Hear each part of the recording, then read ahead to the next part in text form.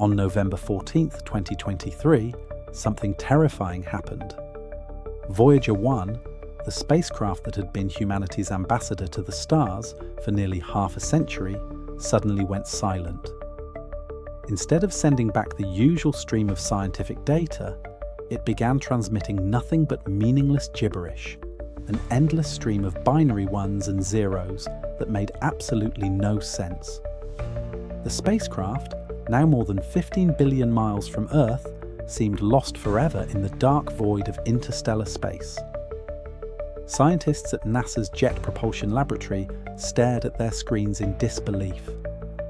This wasn't supposed to happen, not to Voyager, not to humanity's farthest-reaching messenger to the cosmos. If you like the content, leave a like and subscribe to the channel, as tonight we look into why Voyager's signals suddenly made no sense and what secrets it was hiding. Get ready as we begin.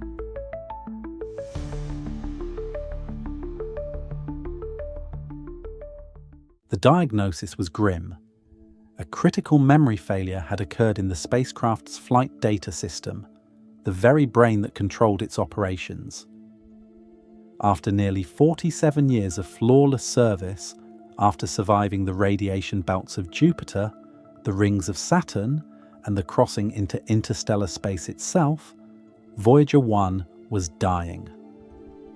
The engineers faced an impossible decision. They could let it go, allow this magnificent machine to drift silently into the void, or they could attempt something that had never been done before. They would have to perform emergency surgery on a computer system designed in the early 1970s, using technology older than most of the engineers themselves, across a distance so vast that radio signals travelling at the speed of light took 22.5 hours to reach the spacecraft. The team made their choice. On April 18, 2024, they began the most delicate and dangerous operation in the history of space exploration. They would reallocate the corrupted code to other areas of the probe's memory, essentially rewiring the brain of a spacecraft that was farther from Earth than any human-made object had ever been. Every command they sent was a leap of faith into the unknown. They would send a signal, then wait 45 hours for a response. 22.5 hours for the signal to crawl across the solar system and beyond, and another 22.5 hours for Voyager's reply to make the same impossible journey back. It was like performing brain surgery on a patient in slow motion, where every decision took 2 full days to see the results. 2 days after that first attempt, on April 20th, something miraculous happened. A signal came back. Not the meaningless noise that had been haunting mission control for 5 months, but real data. Clear, coherent, beautiful data. Voyager 1 was alive. The engineers erupted in celebration, some with tears streaming down their faces. They had done it. They had brought back humanity's most distant explorer from the edge of oblivion. But this dramatic rescue was just the latest chapter in a story that began nearly 5 decades ago. A story of 2 small spacecraft that would rewrite our understanding of the solar system and venture into a realm where no human creation had ever gone before. The story of the Voyagers begins with a cosmic alignment that happens only once in a human lifetime. In the late 1970s, the planets of our solar system arranged themselves in a configuration that occurs only once every 175 years. Jupiter, Saturn, Uranus, and Neptune lined up on one side of the Sun, creating a unique opportunity that NASA scientists realized they couldn't pass up. This planetary alignment meant that a single spacecraft could visit all 4 gas giants using a technique called gravitational assist, where each planet's gravity would act like a slingshot, hurling the probe toward the next destination without requiring additional fuel. It was an opportunity that wouldn't come again for nearly 2 centuries. NASA seized this rare chance and approved what would become one of the most ambitious missions in space exploration history. Originally called Mariner Jupiter-Saturn, The project was renamed Voyager because these new probes had progressed so far beyond the Mariner spacecraft family that they deserved their own identity. 2 identical spacecraft would be built, each equipped with cameras, sensors, and instruments to study the giant planets and their moons. But here's where the story gets interesting. The mission was designed with a brilliant backup plan built into its very foundation. If everything went perfectly, one probe could continue beyond Saturn to visit Uranus and Neptune. If something went wrong, well, at least they'd have data from Jupiter and Saturn. On August 20th, 1977, Voyager 2 lifted off from Cape Canaveral, riding a pillar of fire into the Florida sky. 2 weeks later, on September 5th, Voyager 1 followed its twin into space. Now you might be wondering why Voyager 1 launched second but has the number 1 designation. The answer lies in their trajectories. Even though Voyager 2 left Earth first, Voyager 1 was placed on a faster, more direct route to Jupiter. It would overtake its twin and arrive at the giant planet first, travelling at a blistering 38,000 miles per hour compared to Voyager 2's 34,000 miles per hour. Just 13 days after launch, Voyager 1 accomplished something that gave humanity a new perspective on our place in the cosmos. From 7.2 million miles away, it captured the first photograph showing both Earth and the Moon together in a single frame. That image became a symbol of the grand journey that lay ahead. But to truly appreciate what these spacecrafts would accomplish, we need to understand just how remarkable they were as machines. Remember, these probes were designed and built in the early 1970s, an era when pocket calculators were cutting-edge technology and personal computers didn't exist. The computer systems aboard each Voyager spacecraft had a combined memory of just 69 kilobytes. That's right, kilobytes.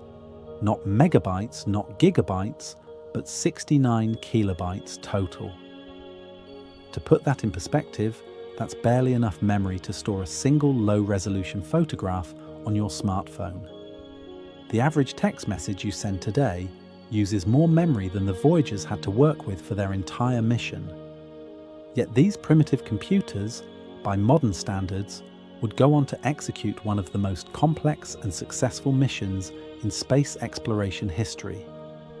The data from the spacecraft's instruments was recorded on 8 track tape machines, though not the kind you might remember from old cars. These were specially designed digital tape recorders manufactured by Odetics Corporation, capable of recording data at different speeds depending on the situation.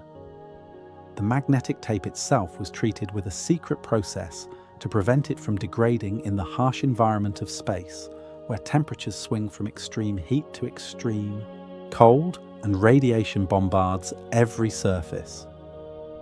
Whatever those manufacturing secrets were, they worked incredibly well, because decades later, these tape machines are still functioning perfectly. The spacecraft computers could execute about 81,000 instructions per second. Your smartphone is roughly 75,000 times faster than that. The data transmission rate back to Earth was a painfully slow 160 bits per second. If you tried to stream a movie from Netflix over a Voyager connection, it would take about 8.5 years to download. Powering each spacecraft were 3 radioisotope thermoelectric generators, devices that convert heat from decaying plutonium into electricity. These RTGs were mounted at the end of a long boom to keep their radiation away from the sensitive instruments. When the Voyagers launched, these generators produced about 470 watts of power. Today, nearly 5 decades later, they're still producing electricity, though the output has gradually decreased as the plutonium slowly decays. This declining power supply is the ticking clock that will eventually silence the Voyagers forever. But we'll get to that heart-wrenching reality later. Each spacecraft was equipped with 11 different scientific instruments, including cameras, spectrometers, magnetometers, and plasma detectors. But perhaps the most fascinating cargo aboard each Voyager was something that had nothing to do with science. Attached to each spacecraft is a golden phonograph record, a time capsule designed to tell any alien civilization that might one day find these probes about the beings who built them. These golden records, created under the direction of a committee led by the famous astronomer Carl Sagan, contain 115 analog encoded photographs, greetings in 55 different languages, a 12-minute montage of sounds from Earth, and 90 minutes of music ranging from Bach to Chuck Berry. The records are housed in protective aluminum jackets, along with instructions showing how to play them and diagrams indicating where Earth is located in the galaxy. It's a message in a bottle cast into the cosmic ocean, a greeting from a species that dares to imagine it might not be alone in the universe. In 1979, both Voyagers reached Jupiter, and what they discovered there would change our understanding of the solar system forever. The giant planet revealed secrets that had been hidden for billions of years. The spacecraft discovered that Jupiter had faint rings, something that had never been detected from Earth. They found 3 previously unknown moons orbiting the giant planet.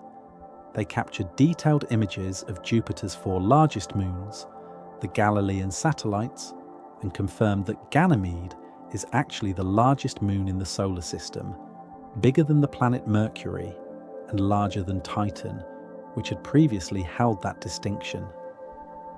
The images of Europa revealed a surface covered in smooth ice, crisscrossed with mysterious cracks and ridges. This data gave birth to one of the most exciting hypotheses in planetary science, that beneath Europa's frozen crust might lie a vast ocean of liquid water, potentially harboring alien life. But the most dramatic discovery came from Io, Jupiter's innermost large moon. Voyager 1's cameras captured something that stunned scientists around the world. A volcano was erupting on Io's surface, spewing material hundreds of miles into space.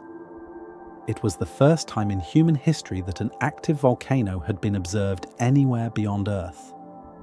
Further observations revealed that Io is the most volcanically active body in the entire solar system, its surface constantly being reshaped by hundreds of active volcanoes. The spacecraft also got their first close-up look at Jupiter's Great Red Spot, a storm that has been raging for at least 400 years, possibly much longer. The spot is so large that 3 Earths could fit inside it. The detailed images and data from the Voyagers showed that this storm is essentially a high-pressure system in Jupiter's atmosphere, rotating counterclockwise at wind speeds of up to 270 miles per hour. Using Jupiter's immense gravity as a slingshot, both Voyagers then headed towards Saturn, arriving in 1980 and 1981. This encounter would mark a crucial turning point in the Voyager mission. The original plan had been to study Jupiter and Saturn over a 4-year mission, then call it complete. But NASA had cleverly designed the trajectories to allow for something more ambitious. The key decision revolved around Saturn's largest moon, Titan. This moon is unique in the solar system because it's the only moon with a dense atmosphere, thicker than Earth's atmosphere in fact. Scientists desperately wanted a close look at Titan, but there was a catch. The trajectory needed to get a good view of Titan would bend Voyager 1's path in such a way that continuing onward to Uranus and Neptune would be impossible. NASA had to make a choice. Send Voyager 1 close to Titan and sacrifice any chance of visiting the outer planets, or skip the close Titan encounter and continue to Uranus and Neptune. In the end, they decided to have it both ways. Voyager 1 would be directed toward Titan for a close flyby, giving scientists their best look yet at this mysterious moon. Meanwhile, Voyager 2 would take a different path, one that would allow it to continue the grand tour to Uranus and Neptune. It was a decision that would lead to both triumph and disappointment. The probe sent back stunning images of Saturn and its magnificent rings, revealing details that had never been seen before. The rings, it turned out, were far more complex than anyone had imagined, consisting of hundreds of narrow bands with intricate structures and patterns. The spacecraft discovered 4 new moons orbiting Saturn. One moon in particular captured everyone's imagination. Mimas, a relatively small moon, turned out to have a truly distinctive feature. A massive impact crater called Herschel dominates one side of the moon, giving it an uncanny resemblance to the Death Star from Star Wars. The crater is so large relative to the moon's size that the impact that created it probably came close to shattering Mimas completely. But then came the disappointment with Titan. When Voyager 1 made its close approach, the cameras revealed nothing but a featureless orange haze. Titan's thick atmosphere, rich in nitrogen and methane, was completely opaque to visible light. The surface remained hidden, its secrets locked away beneath the impenetrable clouds. Scientists would have to wait another 24 years until the Cassini-Huygens mission arrived at Saturn to finally see what lay beneath Titan's atmospheric veil. The data did reveal something fascinating, though. Titan's surface temperature was right around the triple point of methane, a unique condition where methane can exist as a solid, liquid, and gas, much like water does on Earth. After Saturn, the paths of the 2 Voyagers diverged forever. Saturn's gravity had accelerated Voyager 1 significantly, altering its trajectory and making it the fastest spacecraft ever built by humanity. But this speed boost came at a cost. Voyager 1 was now on a path that would take it out of the plane of the solar system. Its mission to visit other planets was over. Voyager 2, meanwhile, continued the grand tour alone, heading for Uranus. The journey to Uranus took 5 years, and on January 24, 1986, Voyager 2 made its closest approach, coming within 50,600 miles of the ice giant's cloud tops. What it found there challenged everything scientists thought they knew about planetary composition. Uranus turned out to be dramatically different from Jupiter and Saturn. While those gas giants are composed primarily of hydrogen and helium, about 90% by mass, Uranus contains these light elements only in its atmosphere. Beneath the atmospheric layer lies an ocean of water, ammonia, methane, and hydrogen sulfide, surrounding a core of rock and ice at the planet's center. This discovery led to the creation of a new planetary classification. Uranus and Neptune were designated as ice giants, distinct from the gas giants Jupiter and Saturn. Voyager 2 also discovered that Uranus is the coldest planet in the solar system, with temperatures dropping as low as -371 degrees Fahrenheit, even colder than Neptune, which is farther from the Sun. This seems counterintuitive at first, but it's because Uranus has very little internal heat compared to the other giant planets. Most of its warmth comes from the Sun, and at that distance there isn't much warmth to be had. After collecting data on Uranus and its moons and rings, Voyager 2 pressed on to its final planetary target, Neptune. The journey took another 3.5 years. On August 25, 1989, Voyager 2 made its closest approach to Neptune, and to this day, it remains the only spacecraft that has ever visited the solar system's 8th and most distant planet. The images Voyager 2 sent back revealed Neptune as a vivid blue world, though later analysis of the data showed that its true colour is actually closer to a blue-green or teal. The spacecraft discovered that Neptune has the fastest winds in the solar system, with some storm systems showing wind speeds of up to 1,200 miles per hour. Voyager 2 also got a close look at Neptune's largest moon, Triton, and what it found there was absolutely bizarre. Triton is one of the coldest objects in the solar system, with surface temperatures around -391 degrees Fahrenheit. Yet despite these frigid conditions, Voyager 2's cameras captured evidence of active geysers erupting from the surface, shooting nitrogen ice and gas miles into the thin atmosphere. While Voyager 2 was exploring Uranus and Neptune, completing the grand tour of the outer planets, Voyager 1 could only metaphorically watch with envy. After its encounter with Saturn, mission controllers had shut down many of Voyager 1's instruments to conserve power, leaving only the tools needed to study the space environment itself. But Voyager 1 would soon have its own moment of immortality. On February 14, 1990, from a distance of 3.7 billion miles from Earth, Voyager 1 turned its cameras back toward the inner solar system one last time. In the resulting image, Earth appears as a tiny speck, barely visible, just a pale blue dot measuring 0.12 pixels in size, suspended in a sunbeam. This photograph, known as the pale blue dot, became one of the most iconic images in the history of space exploration. It inspired Carl Sagan to write his famous reflection on the image, reminding us that everyone we've ever known, every human civilization that has ever existed, lived on that tiny mote of dust suspended in a sunbeam. After this final photographic session, the cameras on both Voyagers were permanently shut down. There was no longer any need for them, and the power they consumed could be better used by other instruments. The spacecraft entered a long period of relative quiet, cruising through the outer reaches of the solar system.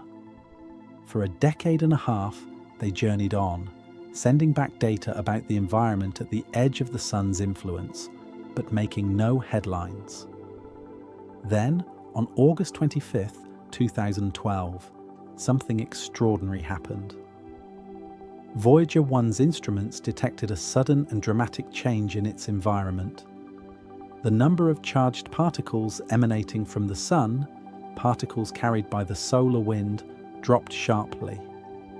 At the same time, the count of galactic cosmic rays, high-energy particles that originate from outside the solar system, began to rise. The implications were staggering. Voyager 1 had crossed the heliopause, the boundary where the Sun's influence ends and interstellar space begins. It had become the first human-made object to leave the solar system and enter the space between the stars. 6 years later, on November 5, 2018, the slower-moving Voyager 2 crossed the same boundary, becoming the second spacecraft to enter interstellar space. Both spacecraft were now in a realm where no human creation had ever ventured, and what they discovered there would challenge and overturn long-held scientific assumptions about the boundary of our solar system. To understand the significance of these discoveries, we need to understand what the heliopause actually is. Our Sun constantly emits a stream of charged particles, primarily protons and electrons, that we call the solar wind. This wind flows outward in all directions, creating a bubble around the Sun and its planets. This bubble, called the heliosphere, extends about 11 billion miles from the Sun. Within this bubble, the solar wind dominates the space environment, deflecting and moderating the galactic cosmic rays that would otherwise flood the inner solar system. The heliopause is the boundary where the pressure of the solar wind pushing outward is balanced by the pressure of the interstellar medium pushing inward. Scientists had long theorized about what would happen at this boundary, but until the Voyagers arrived there, it was all speculation. The traditional theory held that the solar wind would gradually weaken as it moved farther from the Sun, eventually fading away into interstellar space in a smooth transition. But the Voyager data told a completely different story. The solar wind doesn't gradually fade. Instead, it reaches a sharp boundary where it essentially stops dead.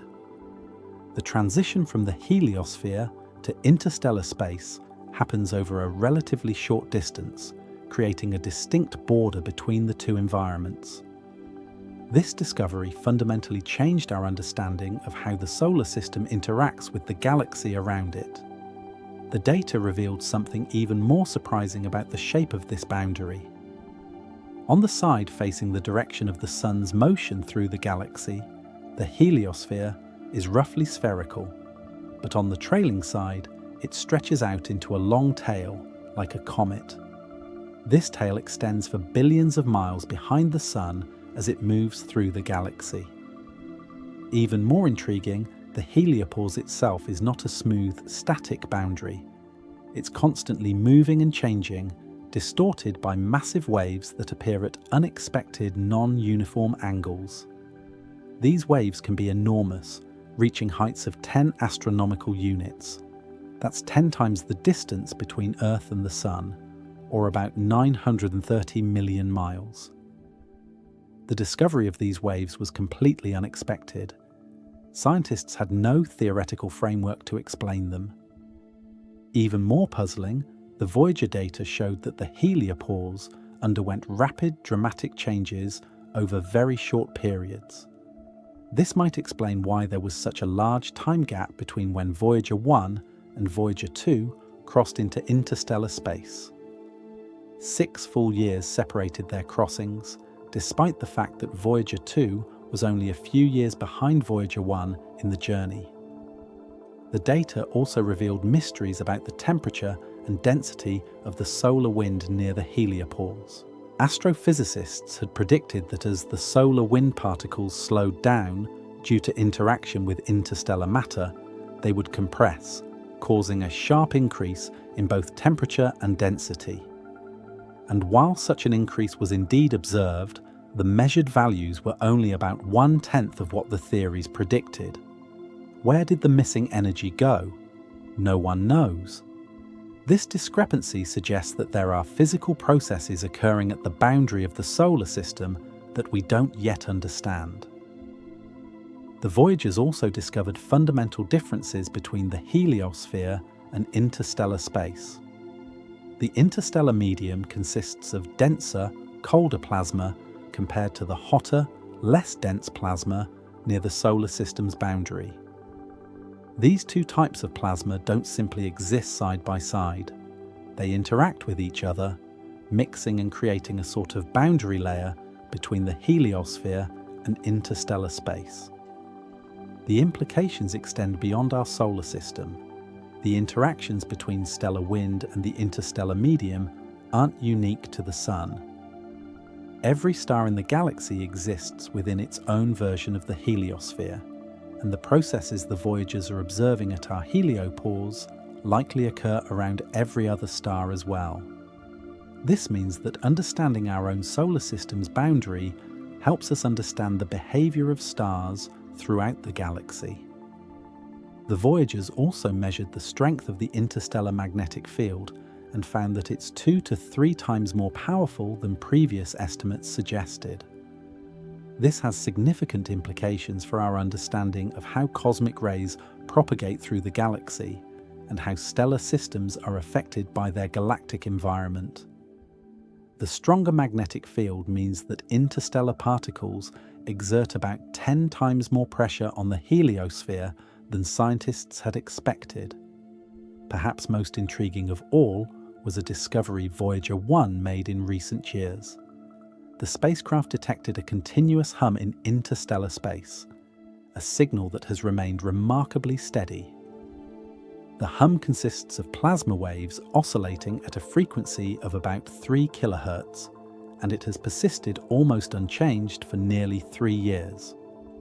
This is the most stable and long-lasting signal of its kind ever detected in interstellar space. When scientists converted these electromagnetic waves into sound waves that human ears can perceive, they created an audio recording of what interstellar space sounds like. It's an eerie, otherworldly tone, a voice from the void between the stars. Most scientists believe this hum is generated by plasma waves traveling through the interstellar medium. Plasma is a state of matter consisting of charged particles, and it's the primary component of the material between stars.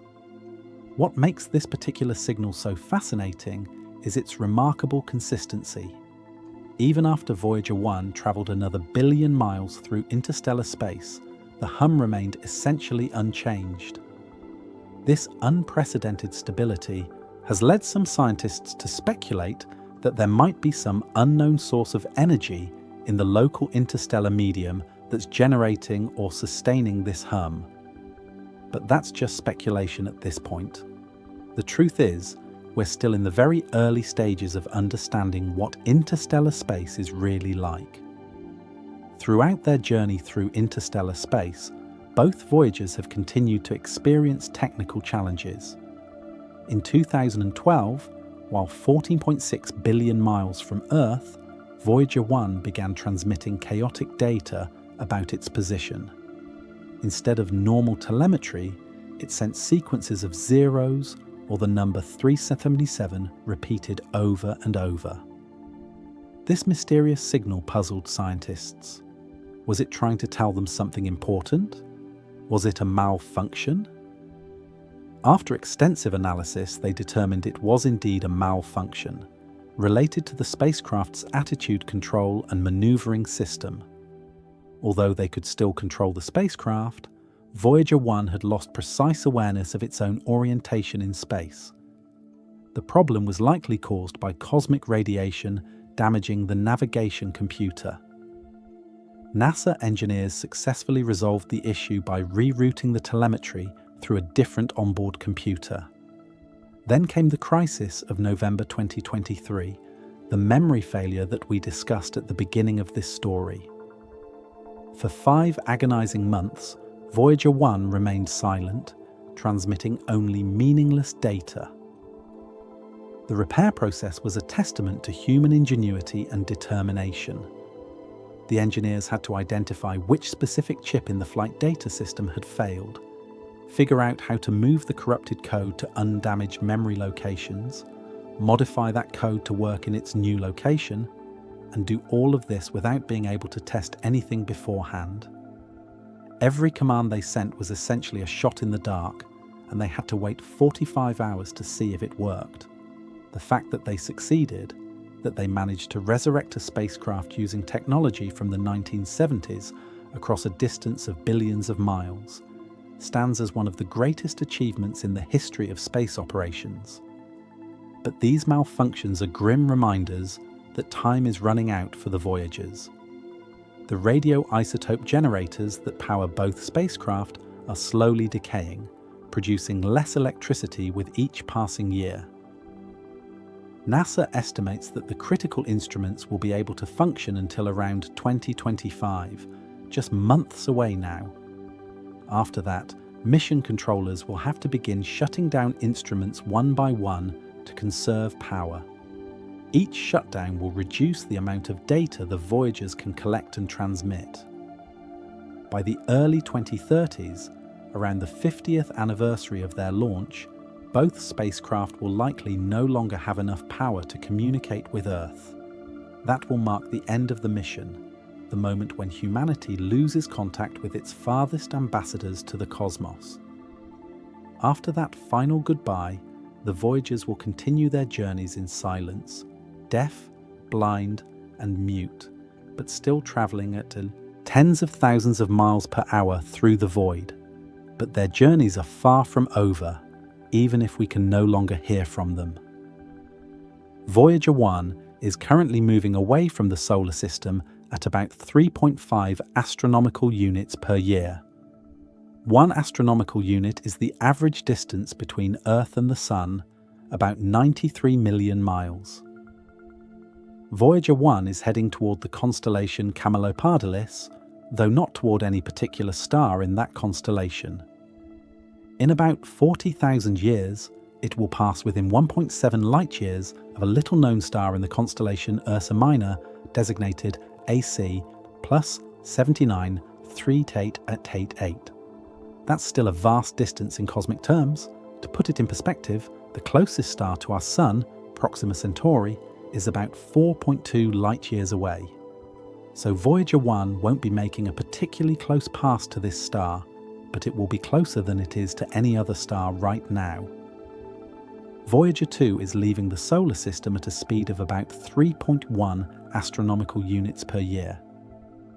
In approximately 40,000 years, it will pass within 1.7 light-years of a star named Ross 248, a small red dwarf in the constellation Andromeda.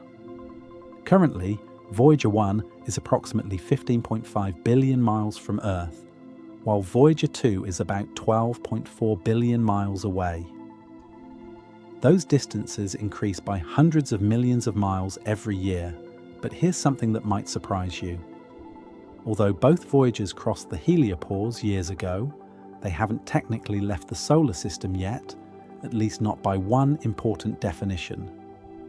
The Sun's gravitational influence extends far beyond the heliopause, much farther than most people realize. Scientists believe that the true edge of the solar system, defined by where the Sun's gravity ceases to be the dominant force, lies at the outer edge of the Oort cloud. The Oort cloud is a hypothetical spherical shell of icy objects surrounding the solar system at an enormous distance. It's thought to be the source of long-period comets, the ones that take hundreds or thousands of years to complete a single orbit around the Sun. The Oort cloud actually consists of two regions. The inner Oort cloud is disc-shaped and lies relatively close, perhaps 2,000 to 5,000 astronomical units from the Sun. The outer Oort cloud is spherical and extends much, much farther. Current estimates suggest that the outer edge of the Oort cloud lies somewhere between 50,000 and 100,000 astronomical units from the Sun. To put that in perspective, that's about 1 light-year, roughly a quarter of the distance to the nearest star. At their current speeds, Voyager 1 will take approximately 300 years just to reach the inner edge of the Oort cloud. It will then spend another 30,000 years crossing through it before finally, truly leaving the solar system behind. By that time, human civilization as we know it will likely have transformed beyond recognition, if it still exists at all. But there's another bubble surrounding our solar system that we need to talk about, one that makes the heliosphere look tiny by comparison.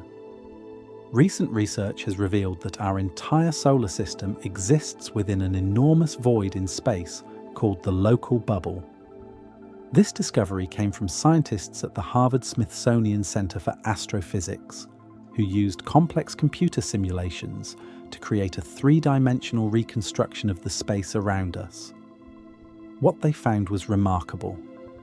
The Sun and Earth sit almost at the exact center of a spherical void, measuring about 1,000 light-years in diameter.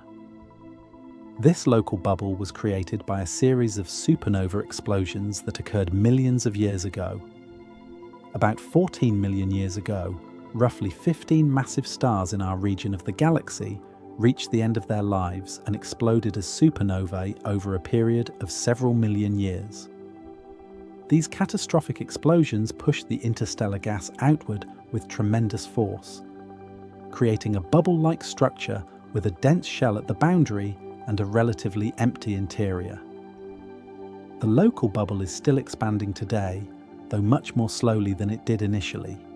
When it first formed, it was growing at about 60 miles per second.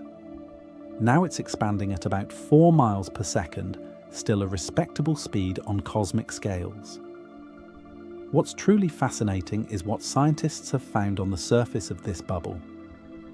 There are 7 star formation regions along the bubble's edge, dense molecular clouds where new stars are being born. This suggests that the compression of gas at the boundary of the bubble triggers the formation of new stars. It's a beautiful cosmic cycle. Dying stars explode, create bubbles in the interstellar medium, and those bubbles lead to the birth of new stars.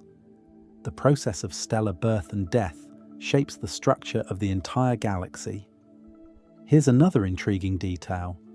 Our Sun wasn't anywhere near the center of the local bubble when it formed. When those ancient supernovae exploded 14 million years ago, the Sun was about 1,000 light-years away from the action. But as the Sun orbits the center of the Milky Way galaxy, it slowly moved through space. and about 5 million years ago, purely by chance, it entered the local bubble and found itself almost exactly at the center. This timing is consistent with evidence found in Earth's crust. Geologists have discovered deposits of radioactive iron-60 isotopes in rocks dating back several million years. This isotope is produced by supernovae, and its presence on Earth suggests that our planet was showered with material from a supernova around that time, likely one of the explosions that created the local bubble. Scientists believe that the local bubble is just one of many such structures in the Milky Way. The galaxy is filled with these bubbles, created by generations of supernovae. The researchers compare the galaxy to Swiss cheese, with the holes punched out by dying stars. New stars form on the edges of these holes, and those stars eventually die and create new bubbles, in an endless cycle that has been going on for billions of years. The implications of the local bubble for life on Earth are significant. The lower density of matter in the bubble means we're less exposed to cosmic rays and interstellar radiation than we would be if we were in a denser region of the galaxy. Some scientists have speculated that being inside the local bubble might have played a role in the evolution of life on Earth, though this remains highly speculative. The structure of our cosmic neighborhood, then, looks like this. At the center is the Sun. Around it orbit the 8 planets, with Neptune marking the edge of the planetary system at about 30 astronomical units. Beyond Neptune lies the Kuiper Belt, a region of icy bodies extending to about 55 astronomical units. Then comes the heliopause at roughly 125 to 135 astronomical units, where the solar wind meets interstellar space. Far beyond that, the Oort cloud extends from perhaps 2,000 astronomical units out to 100,000 astronomical units or more. And all of this, the entire solar system including the distant Oort cloud, sits inside the local bubble, an almost incomprehensibly vast void 1,000 light-years across, itself just one small structure within the spiral arms of the Milky Way galaxy. The Voyagers have taught us something profound about our place in the universe. We live in a bubble within a bubble, protected from the harsh radiation of interstellar space by the heliosphere, and from the denser regions of the galaxy by the local bubble. These layers of protection have allowed life to flourish on Earth for billions of years. But the discoveries of the Voyagers extend beyond simple description of our cosmic neighborhood. They've revealed fundamental processes about how stars interact with the interstellar medium, how planetary systems form and evolve, and how the structure of galaxies is shaped by the life cycles of stars. The data they've sent back has rewritten textbooks and forced scientists to reconsider long-held theories. Looking back at the journey of these 2 small spacecrafts, it's hard not to feel a sense of awe at what they've accomplished. Built with 1970s technology, computers less powerful than a modern calculator, and power supplies that have been slowly dying for decades, the Voyagers have exceeded every expectation. They've visited worlds we'd never seen up close, discovered moons and rings we never knew existed, revealed the complexity of planetary atmospheres and magnetic fields, crossed into interstellar space, and sent back the first direct measurements of the environment between the stars. They've travelled farther and lasted longer than anyone dared hope when they launched nearly half a century ago. And they're still out there right now, at this very moment, hurtling through interstellar space at tens of thousands of miles per hour. Their weak radio signals are still being picked up by NASA's Deep Space Network, those giant radio antennas scattered around the globe that strain to hear the faint whispers from the edge of everything we know. The power levels of those signals are almost unimaginably tiny. By the time a signal from Voyager reaches Earth, its power has been reduced to roughly 1/10 of a billionth of a watt. Your digital watch operates at a power level 20 billion times stronger. Yet somehow, through the miracle of modern engineering, we can still hear them, still receive their data, still know that they're out there, carrying a piece of humanity into the unknown. The golden records aboard each Voyager represent perhaps the most poignant aspect of the mission. These phonograph records, plated in gold to protect them from erosion, contain a message from humanity to any extraterrestrial intelligence that might one day find them. The contents were carefully selected by a committee led by Carl Sagan to represent the diversity of life and culture on Earth. There are images showing the structure of DNA, mathematical definitions, the anatomy of humans, pictures of Earth and the solar system, and photographs depicting human activities and achievements. There are greetings spoken in 55 languages, from ancient Sumerian to modern Chinese. There's a 12-minute audio essay featuring the sounds of Earth, including volcanoes, earthquakes, thunder, wind, rain, surf, crickets, frogs, birds, whales, and human footsteps, heartbeats, and laughter. And there's music, 90 minutes of it, representing cultures from around the world and spanning thousands of years of human creativity, from Bach and Beethoven to Chuck Berry, and traditional songs from cultures across every continent.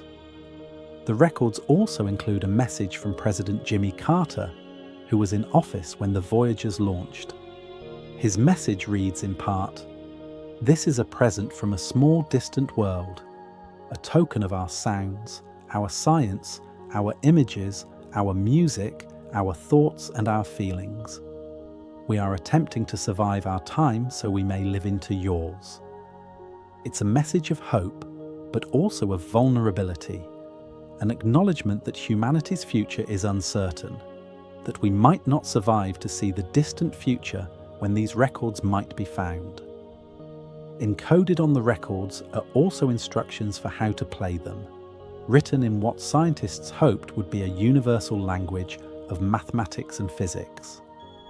A diagram shows how to use the included stylus to extract the audio and images from the grooves. A pulsar map indicates Earth's location relative to 14 pulsars, cosmic lighthouses that will continue to broadcast their precise signals for millions of years. The cover of the record includes a sample of ultra-pure uranium-238, which decays at a known rate, allowing any finder to determine how long ago the records were created. The likelihood of these golden records ever being found by an alien civilization is vanishingly small. Space is unimaginably vast, and the Voyagers are tiny needles in a cosmic haystack. They won't pass particularly close to any star for tens of thousands of years, and even then, close means distances of light years. The records are more likely to be destroyed by cosmic dust impacts or radiation damage long before they're ever discovered. But that's not really the point. The golden records were as much for us as for any hypothetical aliens. They represent humanity's hope that we're not alone, our desire to reach out and make contact with other minds in the universe, and our pride in what we've created and accomplished as a species. They're a statement that we were here, that we existed, that we dared to send a message to the stars, even though we might never know if anyone received it. The contrast between the golden records and the reality of the Voyager's current situation is stark. These spacecrafts were built to communicate with aliens, but soon they won't even be able to communicate with their creators. Within just a few years, both Voyagers will go silent, their nuclear batteries finally exhausted after nearly half a century of continuous operation. Mission controllers will have to make increasingly difficult decisions about which instruments to shut down first. Each shutdown will be like losing a sense, like watching someone you love slowly fade away. First to go will likely be the ultraviolet spectrometer, then the scan platform that aims the instruments, then the cosmic ray detector, and so on, until finally even the main radio transmitter falls silent. There will be one final transmission, a last digital goodbye, and then nothing. The engineers who have devoted years or even decades of their lives to these missions will watch their screens go dark for the last time.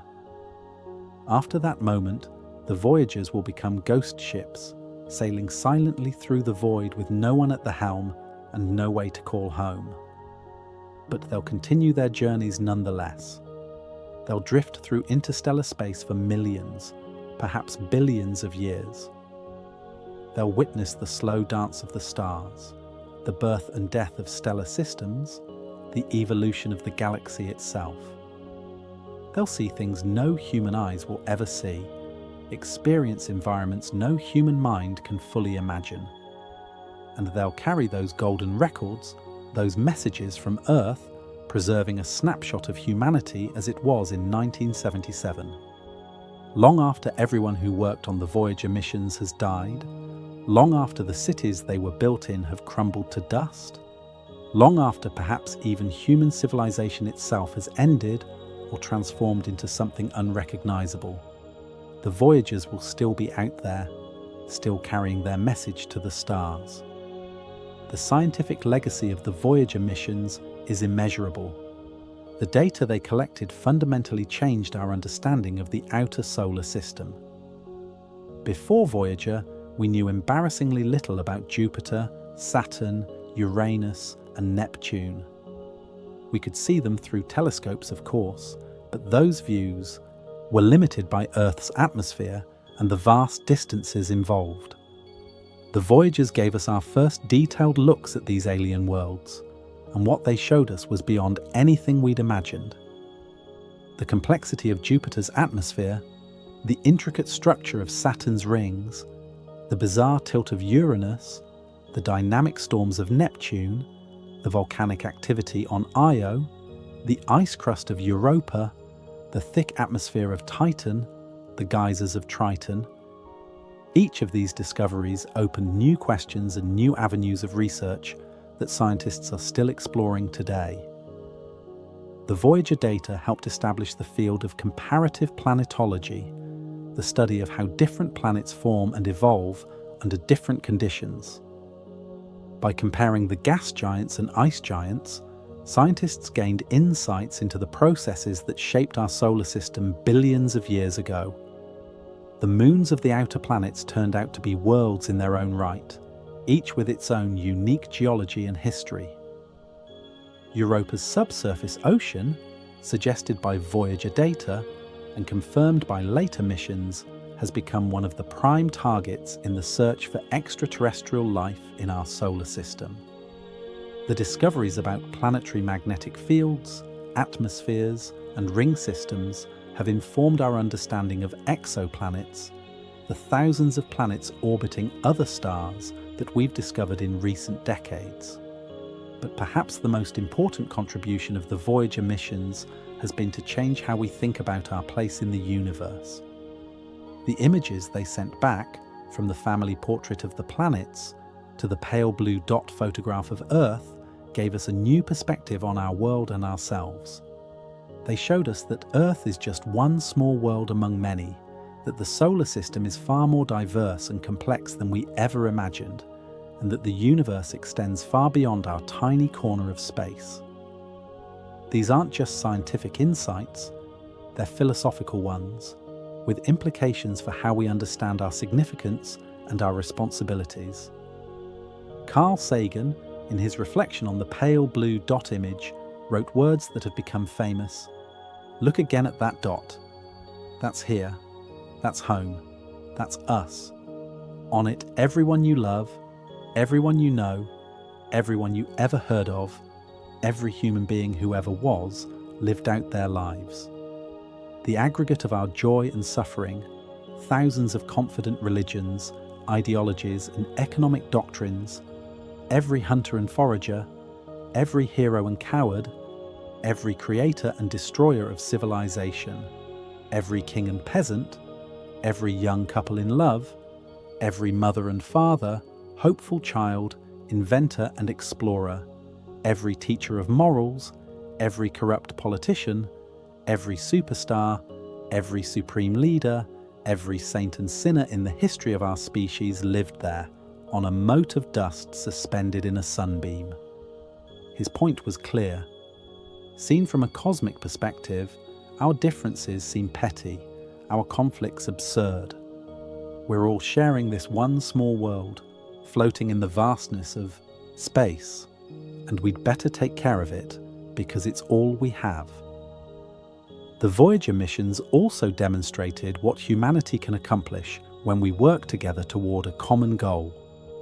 The spacecraft were designed and built by thousands of engineers and scientists from around the world. The mission required international cooperation to track the spacecraft and receive their signals. The Deep Space Network facilities in California, Spain, and Australia worked in constant coordination to maintain contact with the Voyagers as Earth rotated. The scientific teams analyzed data from instruments they designed and built, making discoveries that no individual could have made alone. It was a collective achievement, a testament to what humans can do when we pool our knowledge and resources. And the missions weren't without their challenges and setbacks. There were instrument failures, software glitches, and moments when it seemed like one or both spacecraft might be lost. The recent memory failure on Voyager 1 was just the latest in a long series of problems that the mission team has had to overcome. Each time the engineers found creative solutions, often having to improvise fixes for problems they'd never anticipated. They had to work with hardware and software designed decades ago, often by people who had long since retired or passed away, with incomplete documentation and no ability to physically access the spacecraft. It's a remarkable achievement of engineering and problem solving, and it speaks to the dedication and ingenuity of the people who've kept these missions running for so long. The Voyager missions have also inspired generations of scientists and engineers. Many people working in space exploration today cites the Voyager images as the reason they became interested in science. The photos of Jupiter's moons, Saturn's rings, and distant Neptune appeared in textbooks, magazines, and television programs around the world, capturing the imagination of millions. The missions showed that space exploration wasn't just about sending humans to the moon. It was about exploring the entire solar system and beyond, using robotic probes to go where humans couldn't yet go. They proved that unmanned missions could accomplish incredible scientific goals and that we could explore the solar system in ways that would be impossible with human crews. The technology developed for the Voyager missions has had lasting impacts as well. The spacecraft design, the communication systems, the power generation using radioisotope thermoelectric generators, the autonomous fault protection systems that allowed the spacecraft to handle problems on their own without waiting for instructions from Earth, all of these innovations have influenced later missions. The techniques developed to navigate the spacecraft through gravitational assists have been used by many subsequent probes. The Galileo mission to Jupiter, the Cassini mission to Saturn, the New Horizons mission to Pluto, and the Kuiper Belt, all of these benefited from lessons learned during the Voyager missions. Looking ahead, NASA and other space agencies are planning missions that will follow in Voyager's footsteps. There's talk of an interstellar probe mission that could be launched in the 2030s, designed from the start to study the heliosphere and interstellar space. This probe would travel much faster than the Voyagers, potentially reaching 10 times farther in a 50-year mission. It would carry modern instruments far more capable than those aboard Voyager, and it would be able to make detailed measurements of the regions the Voyagers are passing through with their aging, limited instruments. Some proposals even suggest using advanced propulsion technologies like solar sails or even nuclear pulse propulsion to accelerate the spacecraft to speeds the Voyagers could never achieve. Such a mission could potentially reach the inner edge of the Oort cloud within a human lifetime, something that would take the Voyagers 300 years. There are also ambitious concepts for true interstellar missions, spacecraft that could reach another star system within decades rather than millennia. The Breakthrough Starshot project, for example, proposes using powerful laser arrays to accelerate tiny spacecraft to a significant fraction of the speed of light, potentially reaching Alpha Centauri, our nearest stellar neighbour, in just 20 years. While such projects face enormous technical challenges and may not be feasible for decades, they represent humanity's continued desire to reach beyond our solar system and explore the galaxy. The Voyagers, in a sense, were the first baby steps in that direction, proving that we could build machines capable of functioning in interstellar space. But even as we plan for the future, we should take a moment to appreciate what the Voyagers have already accomplished. They've travelled farther than any other human-made objects. They've sent back data from regions of space no other spacecraft has visited. They've continued to function decades beyond their design lifetime. They've made discoveries that have rewritten our understanding of the solar system and interstellar space. And they've inspired millions of people around the world to look up at the stars and wonder what's out there. That's an incredible legacy for two machines that were built almost 50 years ago with computers less powerful than a modern smartwatch. The story of the Voyagers is also a story about time and perspective. The spacecraft have been travelling for nearly half a century, and they've barely begun their true journey through the galaxy. They won't leave the Oort cloud for 30,000 years. They won't reach another star for 40,000 years. And yet, from a galactic perspective, they're barely moving at all. At their current speeds, it would take them over 70,000 years to travel just 1 light year. The galaxy is 100,000 light years across.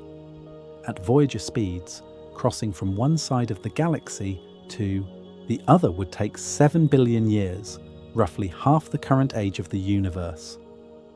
Space is inconceivably vast, and even our fastest spacecraft are painfully slow on cosmic scales. This reality highlights one of the fundamental challenges of space exploration.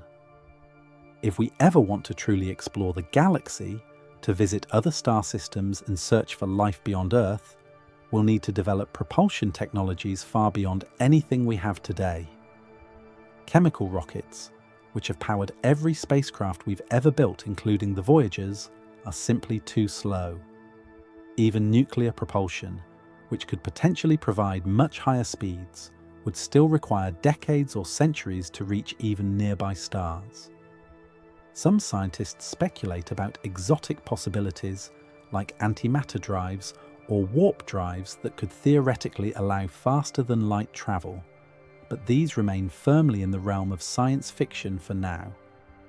The laws of physics as we currently understand them suggest that faster than light travel may be impossible, meaning that interstellar journeys will always take a very, very long time.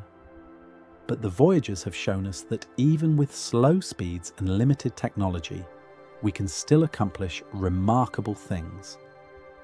They've demonstrated that we can build machines capable of surviving for decades in the harsh environment of space, that we can communicate across billions of miles, that we can design missions that continue to produce valuable science long after their primary objectives are complete. These are lessons we'll need to remember as we plan future missions to explore the outer solar system and beyond. The key is redundancy, robust design, autonomous systems that can handle problems without waiting for instructions from Earth, and the flexibility to adapt to unexpected circumstances. The Voyagers had all of these qualities, which is why they've lasted so long and accomplished so much. As we approach the end of the Voyager missions, it's worth reflecting on what they mean for humanity's future in space. These spacecrafts were launched during the Cold War, at a time when the United States and the Soviet Union were locked in a tense competition that included a race to explore space. The Voyager missions were, in part, a demonstration of American technological prowess, a way to show the world what the United States could accomplish. But they were also something more than that. They represented humanity's curiosity, our desire to explore and understand the universe around us. The golden records carry messages not from America or any single nation, but from Earth, from humanity as a whole. They're a reminder that we're all inhabitants of the same small planet, sharing the same cosmic neighborhood. In the decades since the Voyagers launched, our world has changed in many ways. The Cold War ended. The Soviet Union collapsed. International cooperation in space exploration has become more common, with projects like the International Space Station bringing together astronauts and engineers from around the world. Private companies have entered the space business, developed new rockets and spacecraft, and pursued ambitious goals like colonizing Mars. Our technology has advanced dramatically, with computers millions of times more powerful than those aboard Voyager now fitting in our pockets. We've discovered thousands of planets orbiting other stars, found evidence of liquid water on Mars, and several moons in the outer solar system, and detected gravitational waves and black hole collisions that prove Einstein's theories about the nature of space and time. But in some ways, we haven't changed at all. We're still curious about what's out there in the universe. We're still driven to explore and discover. We're still capable of accomplishing great things when we work together. And we're still looking for answers to the same fundamental questions that motivated the Voyager missions in the first place. Are we alone in the universe? What is our place in the cosmos? Where did we come from, and where are we going? The Voyagers haven't answered these questions, but they've helped us understand them better. They've shown us how vast and complex the universe is, how much we still have to learn, and how far we still have to go. Soon, within just a few years, we'll lose contact with the Voyagers forever. That day will be sad for everyone who's worked on the missions and for everyone who's followed their journey over the decades. It will mark the end of an era, the closing of a chapter in the history of space exploration. But it won't be the end of the story. The Voyagers themselves will continue their journeys through the galaxy, silent witnesses to the unfolding cosmic drama. They'll drift through interstellar space for millions of years, perhaps billions, long after everyone who built them or followed their missions has been forgotten. They'll be humanity's emissaries to the stars, carrying our message to anyone who might find them in the distant future. And even after we lose contact with them, the legacy of what they accomplished will endure. The data they collected will continue to be analysed and reanalyzed for years to come, as scientists develop new theories and new ways of understanding the solar system and interstellar space. The images they captured will continue to inspire new generations to look up at the night sky and wonder what's out there. The technology they pioneered will continue to influence future missions, and the golden records they carry will continue to represent humanity's hope that we're not alone, our pride in what we've created, and our determination to reach beyond our small world and explore the cosmos. In that sense, the Voyager missions will never truly end. They'll continue to influence and inspire long after the spacecraft themselves have fallen silent. As we reflect on the Voyager missions and what they've taught us, we're reminded of a simple but profound truth. We are explorers. It's part of what makes us human. For thousands of years, we've pushed beyond the known boundaries, crossing oceans, climbing mountains, venturing into deserts and jungles and frozen wastelands. We've always wondered what lies beyond the horizon, and we've always been willing to take risks to find out. The Voyagers represent the continuation of that ancient tradition, carried forward into a new realm. There are ships sailing beyond the edge of the map, into the unknown waters of interstellar space. And just like the explorers of old, they've discovered that the universe is far stranger and more wonderful than we ever imagined. The Voyagers have shown us worlds where volcanoes spew sulfur into space, where moons are covered in cracked ice, hiding vast oceans beneath, where rings circle planets in patterns of astounding complexity, where geysers erupt from surfaces colder than anywhere on Earth, where storms rage for centuries in atmospheres of hydrogen and helium. They've shown us the boundary where our sun's influence ends and the galaxy begin, a place where two environments collide in ways we're still trying to understand. They've sent us messages from the void between stars, the eerie hum of plasma waves traveling through nearly empty space. They've given us a new understanding of our solar system, our galaxy, and our place within it all. But perhaps most importantly, they've shown us that we're capable of extraordinary things. We built two small machines in the 1970s with primitive computers and limited power supplies, launched them into space on rockets, and guided them across billions of miles to visit worlds we'd never seen before. We kept them running for nearly 50 years, far longer than anyone expected. We solved problems that seemed impossible, fixed malfunctions from billions of miles away, and extracted every bit of science we could from aging instruments. We sent a message to the stars, a greeting from one small species on one small world, just in case someone else is out there listening. That took vision, dedication, ingenuity, and hope. Those qualities are what make us human, and they're what will carry us forward into whatever future awaits us. As the Voyager missions draw to a close, as we prepare to say goodbye to these faithful servants that have travelled farther and lasted longer than anyone dared dream, we should remember what they represent. They're not just machines. They're monuments to human curiosity and ambition. They're proof that we can reach beyond our world and touch the stars, even if only with robots and radio signals for now. They're reminders that the universe is vast and full of wonders waiting to be discovered. And they're messengers carrying our hopes and dreams into the cosmic ocean, adrift on currents we're only beginning to understand. The Voyagers have been humanity's eyes and ears in the outer solar system and beyond for nearly half a century. Soon they'll fall silent, but they'll never truly be forgotten. They'll continue their lonely vigil through eternity, sailing forever between the stars, carrying the story of a small blue world and the curious creatures who built machines to explore the cosmos. That's not a bad legacy for two spacecraft that started their journey almost 50 years ago. And it's a fitting symbol of humanity's unending quest to understand the universe and our place within it.